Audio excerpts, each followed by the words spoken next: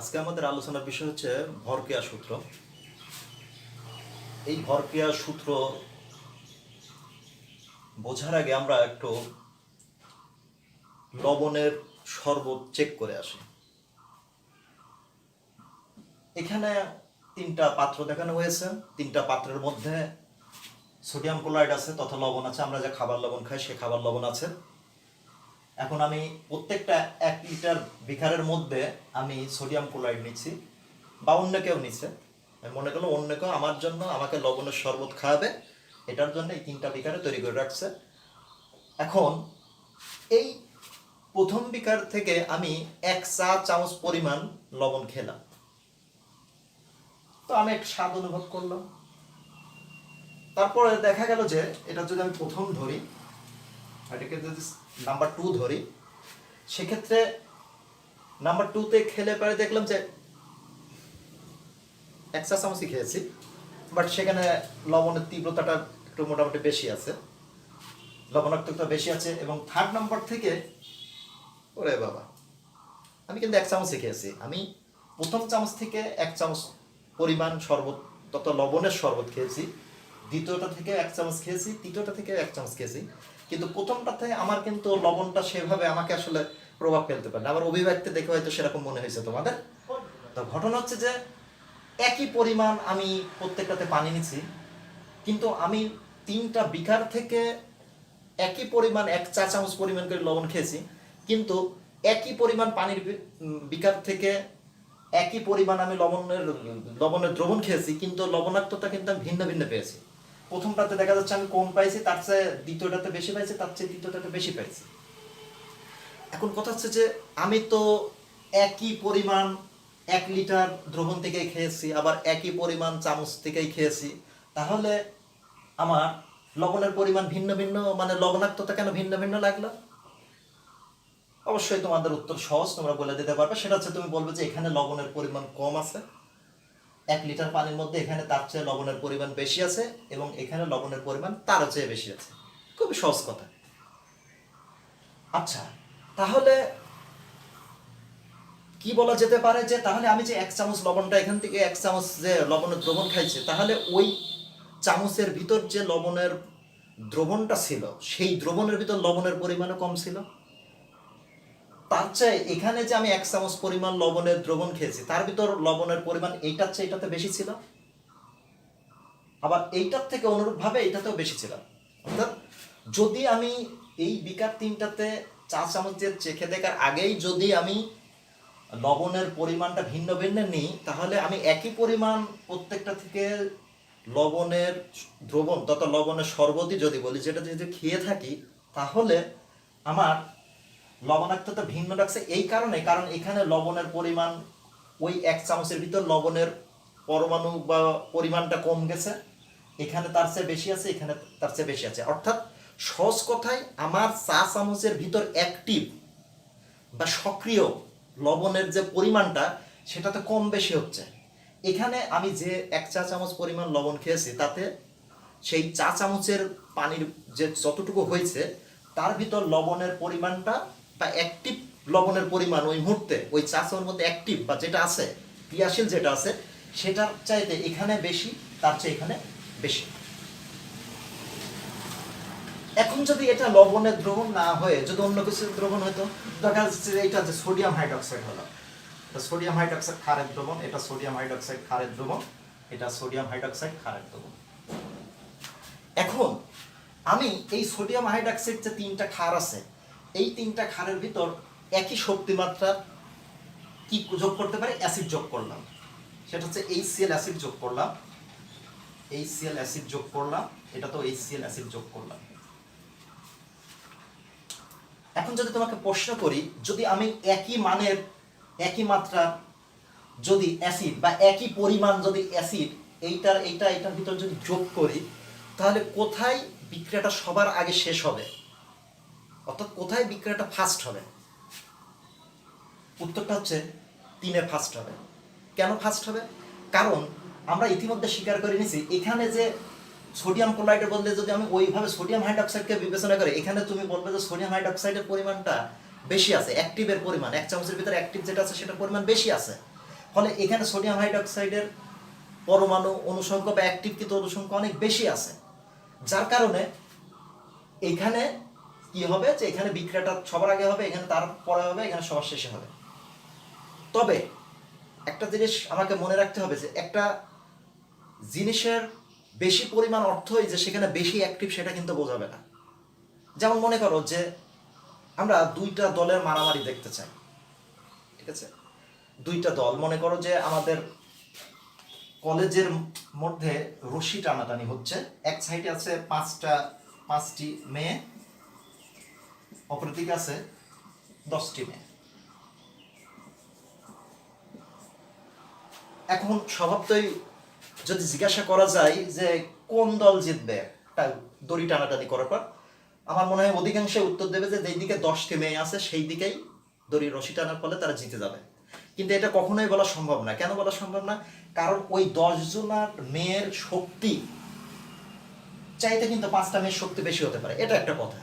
আচ্ছা ঠিক আছে, আমরা ভেবে নিলাম যদি শক্তি সবার এক, কিন্তু যদি আমি রশি ধরছি কিন্তু রশিটা তো আমাকে টানতে হবে, আমি রশি ধরে শুধুমাত্র হাত দিয়ে ধরে রাখলাম কিন্তু কোনো টান দিলাম না, এমনও হতে পারে যে 5টা মেয়ের 5টাই রশি ধরে টান দেয়, কিন্তু এখানে যে 10টি মেয়ে আছে তারা হাতি দিয়ে রাখে রশির মধ্যে, কিন্তু দেখে 1-2 জন টান দেয় বা কেউ দিতে চায় না, বা দিলেও সেভাবে অ্যাক্টিভ ভাবে থাকে না, যার কারণে এই 5 জনই কিন্তু জিতে যাবে।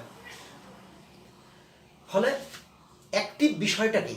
অ্যাক্টিভ বিষয়টা হচ্ছে যে যেখানে যেটা সক্রিয়, অ্যাক্টিভ বিষয়টা হচ্ছে যে আমাকে দুইটা দলের সংঘর্ষ হলো, দুইটা দলের সংঘর্ষে এক জায়গায় জনবল আছে মনে করো 5 জন, এক জায়গায় জনবল আছে 10 জন, এটা নিশ্চিত করে না যে 10 জন জনবল আসছে 10 জনে জিতে যাবে, এটা কখনোই মানে বলা সম্ভব নয়। কারণ কি, দেখা যাচ্ছে যে 10 জন যে 5 জনের সাথে আমরা ফাইটটা দেখতে চাচ্ছি, সেখানে দেখা যাচ্ছে 10 জনের যে ভিতরে এখানে 5 জনের ভিতরে যারা আছে তাদের মধ্যে 2-3 জনের অ্যাক্টিভিটি এত যে ওখানকার 10 জনের তার অ্যাক্টিভিটির সাথে পারে না, যার কারণে এখানে 10 জন তো হেরে যাবেই। ফলে এখন এটা দিয়ে আমি কি বোঝাতে যাচ্ছি? এটা দিয়ে একটা জিনিস বোঝাতে যাচ্ছি যে একটা বিক্রিয়ার ক্ষেত্রে আমরা যে পরিমাণটা বা যে মোলটা বা যে পরিমাণটা ব্যবহার করি বিভিন্ন রিয়াকশনের ক্ষেত্রে, যে পদার্থটা আমরা ব্যবহার করি সেই পদার্থর অ্যাক্টিভ যে অনুপরমাণুগুলো বা যেটা থাকে সেটাই কিন্তু বিক্রিয়ায় অংশগ্রহণ করে। এই কারণে বিজ্ঞানী আমার গুলবার্গ ও বিভাগে সম্ভবত মানে আমাদের যে আমরা ভরকার সূত্র পড়ছি, আমি ভুল বলে থাকলে দুঃখিত, সেটা আমাকে বুঝতে হবে যে তিনারা একটা কথা বলেছে যে কোনো একটা নির্দিষ্ট মুহূর্তে একটা নির্দিষ্ট উত্তরে আমরা জানি একটা নির্দিষ্ট উষ্ণতায় কিন্তু একটা বিক্রিয়া, একটা নির্দিষ্ট উষ্ণতায় একটা নির্দিষ্ট সময়ে যে কোনো একটা বিক্রিয়াটার হার মানে বিক্রিয়াটার রেট বা বিক্রিয়া যেটা সংঘটিত হবে সেটা মূলত আমরা যে বিক্রিয়কটা ব্যবহার করছি সেই বিক্রিয়কটা সক্রিয় ভরের সমানুপাতিক। অর্থাৎ আমি যে বিক্রিয়কটা ব্যবহার করছি সেখানে ওই বিক্রিয়টার ভিতরে অ্যাক্টিভিটির দিক থেকে যারা বেশি অ্যাক্টিভ থাকবে সেই অনুসারে বিক্রিয়ার বেগটাও তত বেশি হবে। কখনো পরিমাণটার বিষয় না, পরিমাণের ভিতর আমাকে বুঝতে হবে যে অনেকগুলো পরিমাণের ভিতর যদি অ্যাক্টিভের পরিমাণ কমে যায়, অথচ দেখা যাচ্ছে যে যেখানে কম পরিমাণ আছে কিন্তু অ্যাক্টিভের পরিমাণ বেশি মানে সক্রিয়তা বেশি, সেখানে দেখা যাচ্ছে কম পরিমাণ হওয়ার সত্ত্বেও কিন্তু বিক্রিয়ার বেগটা কি হতে পারে, বেশি হতে পারে। এই জন্য বলা হচ্ছে যে নির্দিষ্ট স্থানে নির্দিষ্ট কোনো মুহূর্তে রাসায়নিক বিক্রিয়ার হার সেই মুহূর্তে উপস্থিত বিক্রিয়কগুলোর সক্রিয় ভরের সমানুপাতিক। এটা হচ্ছে কথা। এখন প্রশ্নটা হচ্ছে যে আমি সক্রিয় ভরটা বুঝলাম,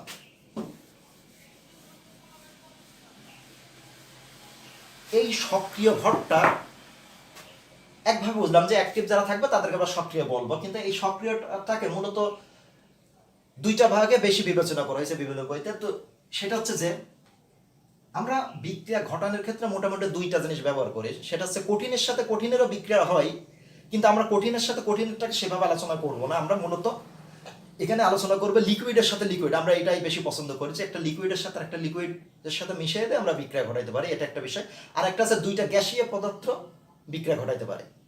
এই কারণে আমাদের যে এই যে সক্রিয়, এই সক্রিয়তা বিবেচনার জন্য দুইটা আমরা পদ এখানে আলোচনা করব। একটি হচ্ছে আমাদের সাম্য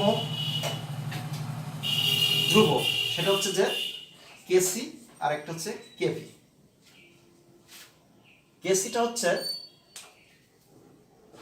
লিকুইডের ক্ষেত্রে, যেমন আমি এর আগে লিখছিলাম যে সোডিয়াম হাইড্রোক্সাইড যোগ হাইড্রোক্লোরিক অ্যাসিড, এখান থেকে এই সোডিয়াম হাইড্রোক্সাইড এবং হাইড্রোক্লোরিক অ্যাসিড একসাথে মিশাইলের ক্ষেত্রে যে কতটুকু আমি সোডিয়াম হাইড্রোক্সাইড এসে কতটুকু মিশালাম তার জন্য এখানে কেসি।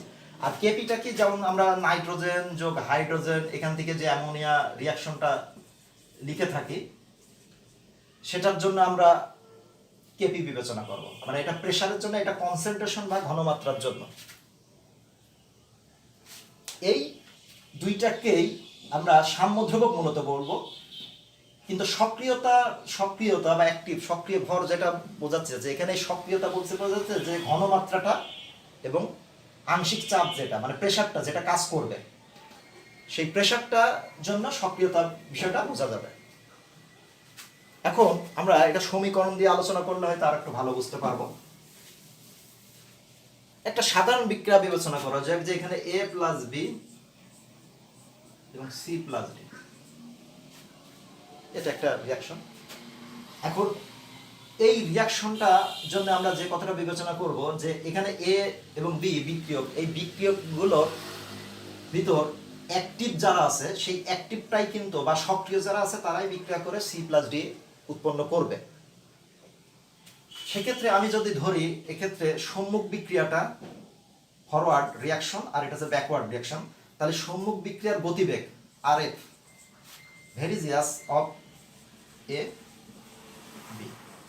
আমরা এই জাতীয় আলোচনা এর আগেও করেছি যে বিক্রিয়ার হার বিক্রিয়কের ঘনমাত্রার সমানুপাতিক, বিক্রিয়কের ঘনমাত্রা সমানুপাতিক।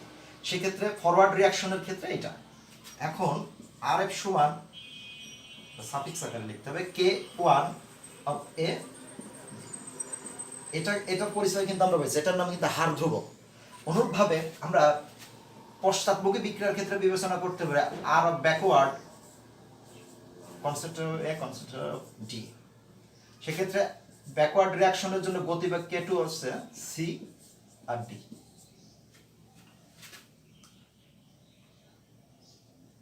এই আলোচনাটা আমরা করছি সাম্য অবস্থার ক্ষেত্রে। সাম্য অবস্থার ক্ষেত্রে কি হয় যে সম্মুখ বিক্রিয়ার গতিবেগ আর পশ্চাৎমুখী বিক্রিয়ার গতিবেগ সমান হয়। তাহলে আমি তার জন্য কি লিখতে পারবো, তার জন্য লিখতে পারবো যে আর এফ সমান সমান আর বি। এই দুইটা মান যদি আমি এখানে বসাই তাহলে কি হয়,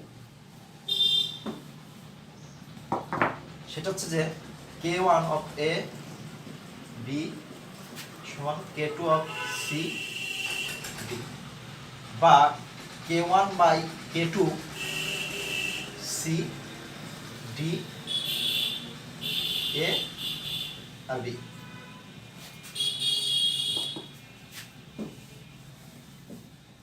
এই দুইটা মান যেটা আমরা পেয়েছিলাম সেটাকে এটা রিয়ারেঞ্জ বা সমন্বয় করে লিখলে আমরা এটা পাবো। সেক্ষেত্রে আমরা জানি এটা একটা হার ধ্রুবক, এটাও কিন্তু একটা ধ্রুবক। দুইটা ধ্রুবক রাশির অনুপাত আরো একটা ধ্রুবক, সেটাকে আমি কে বিবেচনা করলাম, সেটা হচ্ছে সি, এটা হচ্ছে ডি এবং এ আর বি। থার্ড ব্র্যাকেট পরিচয় এর আগে দেওয়া হয়েছে, এখানে এটাকে ঘনমাত্রা বলা হয়, ঘনমাত্রা মোলার ঘনমাত্রা, বা এটা লিকুইডের ক্ষেত্রে বলা হবে। এখন আমি যে বিক্রিয়াটা এই রাশিটা পাইলাম যে বিক্রিয়ার জন্য সেটা হচ্ছে এ প্লাস বি, সেখান থেকে সি প্লাস ডি। যদি এই রিয়াকশনটা আমরা লিকুইডের ক্ষেত্রে বিবেচনা যদি বিবেচনা করি তাহলে সেক্ষেত্রে আমি যে জিনিসটা পাবো সেটা হচ্ছে যে এটাকে তখন একই থাকবে কিন্তু এখানে লিখতে হবে কেসি। কিন্তু যদি এই রিয়াকশনটা যদি ভাবে যে না এখানে এটা গ্যাসীয় আকারে আছে, এটা গ্যাসীয় আকারে আছে, সিটাও একটা গ্যাস, ডিটাও একটা গ্যাস, তাহলে তার জন্য আমাদের ওই একই সমীকরণ যেটা পেয়েছিলাম কে, সেটা হচ্ছে সি ডি এ আর বি। সেক্ষেত্রে আমাকে লিখতে হবে এখানে পি। অর্থাৎ এই যে সাম্যাঙ্কের যে আমরা সাম্য ধ্রুবকের যে সমীকরণটা পেয়েছিলাম সেটা যদি আমরা বিক্রিয়াটাকে বিবেচনা করি যে এটা লিকুইডের ক্ষেত্রে, তাহলে সেটা কেসি হবে। আর যদি ওই একই রিয়াকশনটাই যদি আমার প্রেসারের জন্য হয় তাহলে সেটা কেপি হবে। এই কেসি এবং কেপি এই দুইটাকেই বলা হবে বিক্রিয়া সাম্য ধ্রুবক। বিক্রিয়া সাম্য ধ্রুবক, এটা হচ্ছে ঘনমাত্রার জন্য সাম্য ধ্রুবক, এটা হচ্ছে প্রেসারের জন্য একটা সাম্য ধ্রুবক। এখন আমরা দেখতে পাচ্ছি যে যদি আমাদের উপরের এই পদটা শূন্য হয়ে যায়, অর্থাৎ একটা বিক্রিয়াতে কোনো উৎপাদ তৈরি হয়নি, তাহলে আমি কি বলতে পারি? তাহলে আমি রেজাল্ট পাচ্ছি হচ্ছে শূন্য, এটা একটা বিষয়। আবার এরকম ঘটনাও ঘটতে পারে যে একটা বিক্রিয়া, যেমন নিচেরটার ক্ষেত্রে আমি বিবেচনা করলাম যে উপরেরটা সি আর ডি, কিন্তু নিচেরটা হচ্ছে শূন্য। ঘটনাটা কি? ঘটনাটা হচ্ছে যে আমি উপরেরটাই বোঝাতে চাচ্ছি যে সমস্ত বিক্রিয়ক আকারেই রয়ে গেছে, কিন্তু উৎপাদটা তৈরি হয়নি, মানে শূন্য। সেক্ষেত্রে আমার কেসির মান শূন্য। আবার কেপির ক্ষেত্রে আমি যে জিনিসটা দেখাতে পাচ্ছি, এই একই আলোচনা কিন্তু এটা কেসির জন্য আলোচনা, অনেকে ভুল বুঝতে পারে, এটাকে কেসির জন্য কিন্তু আলোচনা করা যেতে পারে। তো কেসিতেই আমি প্রথমে একটাতে দেখাচ্ছি যে উৎপাদের কোনো তৈরি হয়নি। বোঝার সুবিধার্থে আমি হয়তো অনেকেই বিষয়টাকে নাও মানতে পারে, বোঝার সুবিধার্থে আমি আবার নতুন করে লিখতেছি। আমি এখানে বলতে চাচ্ছি যে এখানে সি এবং ডি তৈরি হয়নি, তাহলে এই সমীকরণে সেটার পরিমাণ শূন্য।